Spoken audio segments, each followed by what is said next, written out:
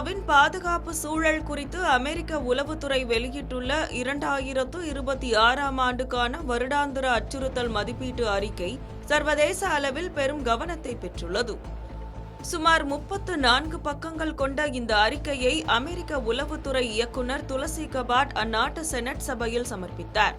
இந்த அறிக்கையின்படி இந்தியா மற்றும் பாகிஸ்தான் ஆகிய இரு அணு ஆயுத நாடுகளும் நேரடி போரை தவிர்க்க விரும்பினாலும் அவற்றுக்கிடையேயான உறவு இன்னும் அணு ஆயுத மோதல் ஏற்படும் அபாய கட்டத்திலேயே நீடிப்பதாக தெரிவிக்கப்பட்டுள்ளது. குறிப்பாக கடந்த ஆண்டு ஜம்மு காஷ்மீரின் பகல்காம் பகுதியில் நடத்தப்பட்ட பயங்கரவாத தாக்குதலும் அதனைத் தொடர்ந்து இந்தியா மேற்கொண்ட ஆபரேஷன் சிந்தூர் என்ற ராணுவ நடவடிக்கையும் இரு நாடுகளுக்கும் இடையிலான பகைமையை உலகிற்கு மீண்டும் ஒருமுறை உறுதிப்படுத்தியுள்ளன.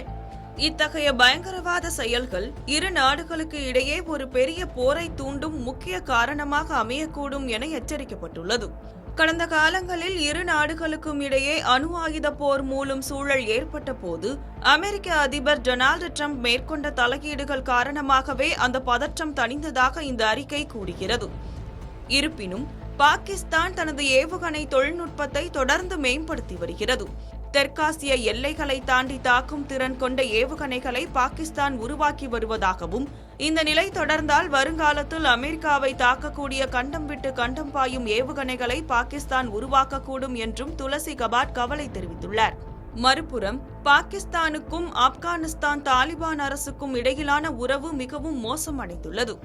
எல்லையில் நிலவும் மோதல்கள் மற்றும் பாகிஸ்தானுக்கு எதிரான பயங்கரவாத குழுக்களுக்கு தாலிபான்கள் அடைக்கலம் கொடுப்பதாக கூறப்படும் புகார்கள் காரணமாக இஸ்லாமாபாத் கடும் அதிருப்தியில் உள்ளது. இதன் உச்சகட்டமாக கடந்த பிப்ரவரி 26 அன்று தாலிபான்கள் நடத்திய தாக்குதலுக்கு பதிலடியாக பாகிஸ்தான் ராணுவம் வரலாற்றிலேயே முதல் முறையாக ஆப்கானிஸ்தான் தலைநகர் காபூல் உள்ளிட்ட நகர்ப்புறங்கள் மீது வான்வழி தாக்குதல்களை நடத்தியுள்ளது. ISIS-K போன்ற பயங்கரவாத அமைப்புகள் தெற்காசியாவில் இன்னும் தங்களது பிடியை தக்க வைத்துள்ளன. தாலிபான்கள் அவர்களுக்கு எதிராக கடும் நடவடிக்கை எடுத்து வருவதால் அந்த அமைப்பின் தலைவர்கள் அண்டை நாடுகளுக்கு தப்பி செல்லும் சூழல் உருவாகியுள்ளது.